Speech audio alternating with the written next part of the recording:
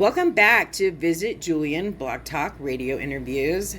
This is just going so great, and because of that, all the famous people are coming in to do interviews. It's like we're friends or something, and all of the stars want to be a part. So on that note, we've got Tom Nickel, who is one of the great group that's put together the pub at Lake Cuyamaca, and it is now open and exciting. We are finally open, yeah. So I'm one of the three partners. It's my partners Tyson and Kristina Blake, Tyson's my partner down at O'Brien's in San Diego, and then he and Kristina with their partner Humberto own West Coast Smoking Tap House, and brought together, taken over the restaurant space at the lake, rebranded it the pub at Lake Cuyamaca. It's funny, everybody has a different definition of what pub is, and to us a public house is just a very welcoming, inviting, family-friendly space where you can enjoy food and beverage, and that's certainly what we're trying to create down there. That's awesome. And it's funny you say that, because I was talking to my mom about the pub, because we had dinner there last week, and she's like, so they got a liquor license? No, Mom. Like you said, it's just a different idea. But to talk about the location, it's a long-loved location. And I dined at that place before I even moved to Julian. So you're talking 23, 24, 25 years ago, when it was the Austrian restaurant. Right, and then Franz, exactly. And then it moved on and had another beloved owner. So this is a total redo and super exciting. And the food's great. We ate there. We ate there Friday night. I told you that my husband pushed away his meal and just went, that was amazing, like that when his plate was empty. So congratulations on that.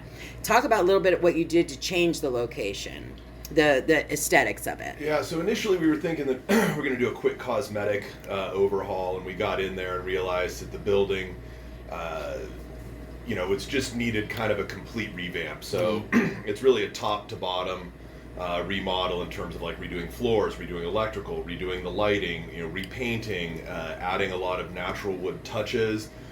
We got our custom-made tables with local cedar cut from Vulcan Mountain by Don Madison. He did our bar tops as well. Sequoia trim around some of the door entries. Trying to use a lot of live edge cedar shelving both throughout the store and in the back service area, just to kind of give the whole thing a very warm, inviting feel. We wanted to open it up so that front entry space didn't seem so claustrophobic. Right, with the side wall. Yeah, and so instead of fixed booths, everything's, individual tables, so we can put things together for large groups. And like I said, just kind of create a single space for the entire restaurant. So there's no separation, no separateness. It's just kind of one open space, obviously with the main focus, out those big windows looking at the lake. And then, that main deck, and the Park District, which owns the building, before we'd even taken over, had completely redone the deck in Trex decking, and then added an entire new deck on the south side of the building that has a hard cover. And so we're going to have additional seating out there once we're fully done with the remodel. And winter. And winter, yeah. So we're not really worried about outside seating at this point. Right. But that's going to be a great space for us to have live music, host beer dinners, wine dinners, chefs tasting menus, all kinds of special events. That's so cool. On that part of the patio, and we'll get outdoor heaters out there and screen shades so that we can keep it warm even during the winter. But it's anybody who hasn't been there in the last couple months, it looks like an entirely new restaurant. Yeah. It feels like an entirely new restaurant, which is, exactly what we wanted. We wanted both it and us to have a completely fresh start. Sure, yeah. And it's your space. It's our space, and it's the Lake District, the Park District has been so supportive of what we've been doing in terms of, helping out and helping us with labor and, finding people to, help source flooring and help source the heaters and the screens, and just really involved in the entire project because, they really want to make the lake a destination. And as you mentioned, that restaurant's so iconic, and there's so many people that drive by, and Butch Paddock, who's in charge of the Park District there, he just watches the cars go by, and he wants people to stop there at the lake, and, so not that they're just coming to Julian, but they're coming just as much to the lake and Julian. Sure. And obviously we're the only business on the lake, so we can't replace what Julian is. But the beautiful thing is, in between the hiking trails, the bird watching, the boating, the fishing, the number of outdoor opportunities, it's the very thing that, people want to come to Julian for, in terms of being outdoors, being in the fresh air. And more so now. Yeah, experiencing the mountains. And it's just such a unique location within San Diego County, because there's not really a lot of lakefront dining anywhere. Right, absolutely. So for those that are interested who haven't seen what the lake offers, there are some YouTube videos that we as Visit Julian have produced. One of them's on the homepage of our website, and then the other's on our YouTube channel, and we do a whole walkthrough of the Fletcher Island and a picnic out there. And so if you're looking for a visual while you're listening, we're also, just so you know, Tom, this listeners can watch a slideshow.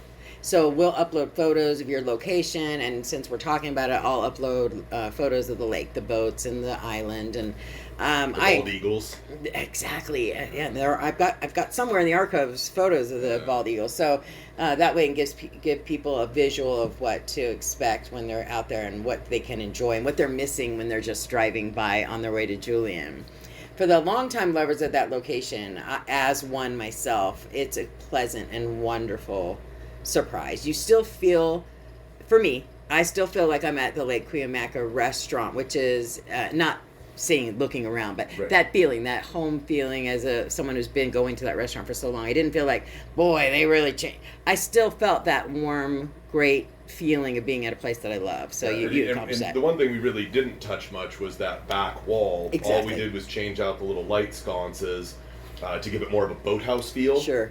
And so when you walk in and you're presented with that, cedar lined wall and those big windows looking at the lake, like I said, that iconic view, that iconic wall is exactly the same. And all we've done is brought some fresh color and new look to the bar and restaurant area. That's exactly what it is. Without interrupting what was, so that it's a blend of what was and what is, to make it feel both new and nostalgic. Yeah, familiar. At the same time. And it's been so great because, we have people who've been stopping by, longtime San Diegans, and even before Franz was there, and like, we've been coming to the lake since the 40s. We've been coming to the lake since the 50s. Like, my grandfather used to take me to the Walkakush Scout Camp. We used to hike up here. We used to fish up here, and just being able to hear the stories and how much the lake means to people. Right. It really emphasizes the fact that as with any great thing that belongs to all of us, we're really just stewards of the space, and we're just trying to be a conduit for people to enjoy the lake, enjoy the view, enjoy being out of the city.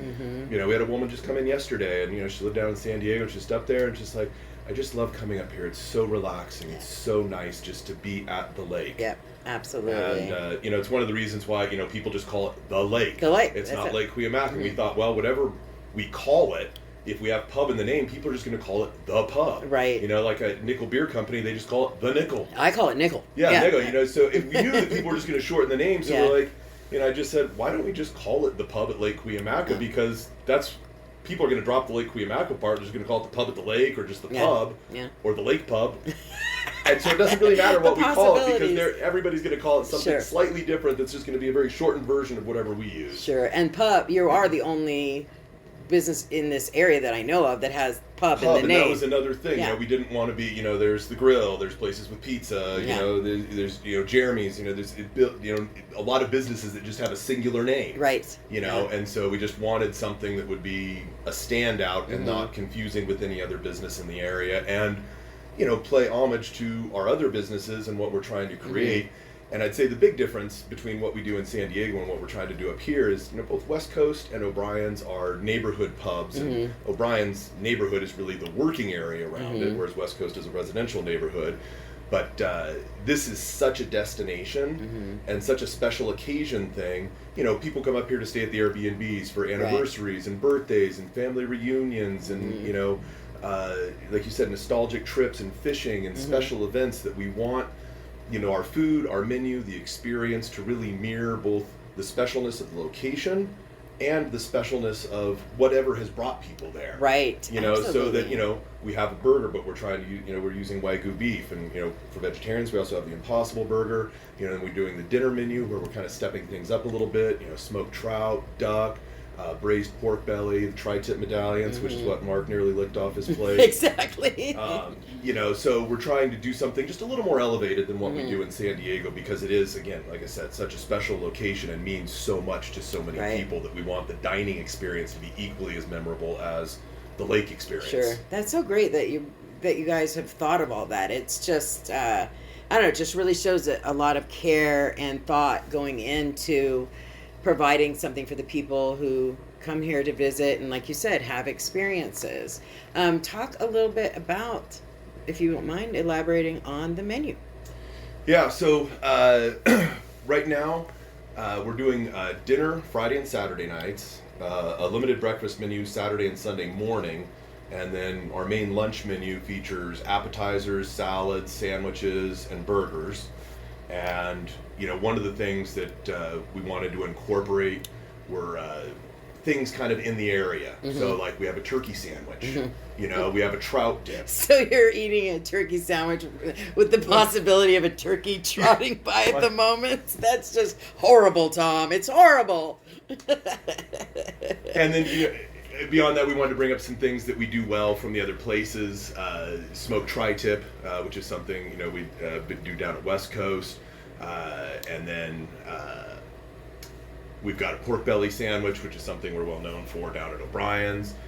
So we did try to incorporate things in a slightly different context of how we use them. But it's also good to stick with what you do well. Yeah. What you talked about before, the experience and the different destination. But if you came in and you started doing stuff that you're not great at, then you run that risk of one bad order. And so, no, I think it's commendable to do what you're good at. So, good choice. And again, you're trying to do things a little different. So, like, our wings up here, we smoke them ourselves. And we're doing the full double jointed wing, you know, so it's both the wing and the drumstick attached. You get the whole piece. We're trying to do a lot of things on the smoker, in addition to, you know, doing things on the grill and the flat top.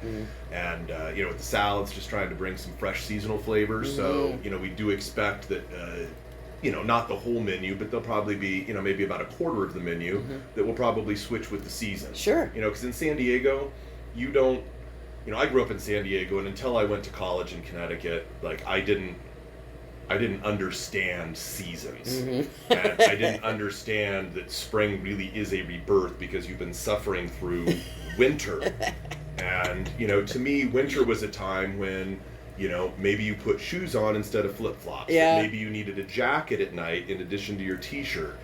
And but still wearing shorts. Still wearing shorts always, even in college. Like, I mean, I was at an alumni function and had a kid who was current at Yale and came in, and he's like, we talking. I think it was for like a Yale Harvard game showing, and he's like, you know, we're talking, and it's like, you know, talking about, you know, some kid in shorts in the winter all the time, and I'm like, yeah, I did that too. And he's like, oh my God, are you Tom Dickel?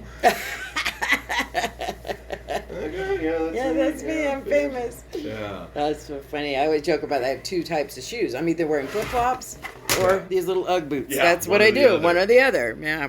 Yeah. So, you know, we want to honor that seasonally. So, you know, have some things now that'll probably be a little different in the spring and certainly in the summertime. You know, when we're just booming with fresh vegetables, local farms up here. You know, we want to do things like on the dinner menu, we have a stuffed winter squash, kabocha squash right now. So, you know, that will probably change seasonally as the vegetables change. So, that's going to be fun to kind of incorporate some things. And certainly, you know, it's Julian. I'm sure you're going to find something, you know, with apples on the menu come the fall. There you go. You know, so it's going to be a lot of fun. And we have a really, really amazing executive chef, Colin Murray, who's worked at like Brooklyn Girl, Cowboy Star, a lot of well-known San Diego restaurants. Great. And just, you know, it's nice when all the pieces fall into the right place at the right time. And he had just recently moved back to San Diego, unsure of what his next move was. Wow, he's good friends with my partner Tyson Blake. We brought him up there, showed him the project, and you know, he was just all in right from the beginning. And there's going to be a lot of cool things that will develop as we move forward, and especially like you said, move into the summer seasons, Mm-hmm. you know, right now it gets dark at 6. The place is going to change dramatically as we get past the time change. Right. You can actually see the lake past Mm-hmm. 7 o'clock, and you know the deck gets warm, and we can add live music. And you know, and not a lot of people, even in Julian, I think, know that the Park District took over the old volunteer fire station Mm-hmm. there and turned it into an event space. Mm-hmm. So they have a 80-person indoor seated capacity event space that's also right on the lake with a beautiful deck. A stone's throw from your location. Stone's throw. You know, that we're looking to do catering at, you know, so in terms of meetings and, you know, if car clubs want to come up or weddings, rehearsal dinners, whatever, you know, so that there's going to be a lot of potential for us to do special events, you know, whether it's a large birthday party, large family reunion, you know, anything. And we've got the Quiet Mind Retreat Hotel right there. We've already been doing a lot of work with them and their clients, especially serving up vegetarian dishes, which is definitely something, you know, we'll have a good focus on our menu. So like we always have we have a smoked yam sandwich, we have the Impossible Burgers, and then we've also got, you know, like I said, great salads, and then the squash dish on the dinner menu, and we're working on like a vegetarian version of our turkey sandwich. So we're gonna have some good things. I did see on your social media, if you could elaborate on it, and I apologize if it's was and won't be, but during the time the restaurant was closed, you had some pea soup or something available at the store, right? Yeah. So right now the restaurant's open Thursday through Monday. And we're closed Tuesday, Wednesday, but we have a general store that's attached to the restaurant that was there when we took over, and we've redecorated it, but still kind of with an aim towards essential supplies for people who live right in the area, because there's really nothing within 15 minutes. And then, you know, also the campers, Airbnbers there. You know, so we have, you know, things that you could easily cook at a campsite, you know, some basic necessities that you might need for an Airbnb stay. And then, you know, obviously we all have a beer background, so it's a very excellent bottle shop for bottled beer. And we have a nice wine selection, and then obviously our pub merchandise. And when the restaurant side is closed, which hopefully will be open 7 days a week by the time mid-February comes around, but we're just serving our beer chili, for which there's also a vegetarian option, and then our split pea soup, which features our house double smoked ham. So they can pick up right now some warm stuff. Yeah, to exactly. Eat. So we'll do soup, and split pea soup is a classic example of something that will change seasonally. So right now, you know, winter time, it's cold, and it's a perfect, just hearty, warming, stick to your lungs and ribs kind of soup. Yeah. But that probably won't be the case in the summertime. Split pea soup will probably sound a little heavy. Right. Let's get some gazpacho going. Yeah, something that's nice and brothy and light. Yeah, absolutely. You know, so that's a classic example, and we'll be doing the same thing with our beers as well. So like right now, we're carrying the apple pie ale from Nickel Beer as one of our seasonal choices, just in the end of winter because we kind of missed fall not being fully open. But you know. St. Patrick's Day coming up, we'll switch that out to our Irish Red. Cinco de Mayo coming up, we'll be carrying our Jalapeno Gold, which is kind of a cult favorite. During the summertime, we're going to have a wheat beer. So we'll have a couple of basic beers all the times. Our Lake Cuyamaca Lager, the Take a Hike, which is a pale ale, the Cheat Sheet IPA, and then the Stonewall Stout. And then we'll rotate in some other beers from Nickel as well. And we'll have about a half a dozen guest taps, including beers from McElhaney Brewing, which is down in Alpine, and Russian River Brewing, which is very well known and very well regarded. And what is a little known fact is the husband and wife that own Russian River, the wife, Natalie, is a Julian high school graduate. Holy moly. Yeah, she showed up in my brewery one day, and she's like, I'm like, oh my God, Natalie, what the heck are you doing here? She's like, oh, I'm here for my high school reunion. I'm thinking, what high school? And she's like, this one. That's crazy. So yeah, it's such an elite crowd who graduated from Julian High School. Yeah, I never knew that. I knew that she'd worked for McGinney Winery. That was actually her first job, and then Vinny's family owned Schillerzo Winery out in Temecula, and that's where he opened Blind Pig Brewing. And he and Natalie met when she was working for the Hart Winery up in Temecula, and the Harts now own Vulcan Mountain Winery. See? So it's all Small world. very interconnected. Yeah. So it's great you answered the question that was in my mind to ask next about what kind of guest beers and stuff that you have. You know what? I don't want to be remiss. Let's talk about wine. because there are people who, like my mom, okay? So you want to take your mom out to dinner. She knows it's a beer place. Like, I'm not expecting that you have a giant variety, but for people who are not beer drinkers, who come with us, who are, what do you have for them? No, we actually, I think our beer selection and wine selection is just about equal. So we've got a couple of house wines, just standard stuff in terms of Sauvignon or Cabernet Sauvignon, Pinot Noir, Chardonnay, and then we've got a Sauvignon Blanc.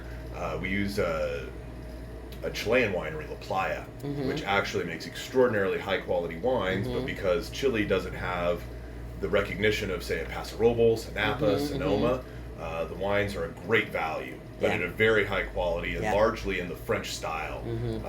It's or so Italian funny you style. say that, because Chilean wine is my favorite. I'm not a huge wine person, and we went to a wedding and had it, and we fell in love with it and got a whole case of it because we just loved it. It was great, and from Chile. Great stuff. So like you said, Italian and French varietals and very what I would consider traditional European methods of winemaking. Then we also have a lot of local wines. So we carry Mangini, Vulcan Mountain, and Blue Door. So that's great. We've got all three of those for sale in the store with an option to get them in the restaurant as well.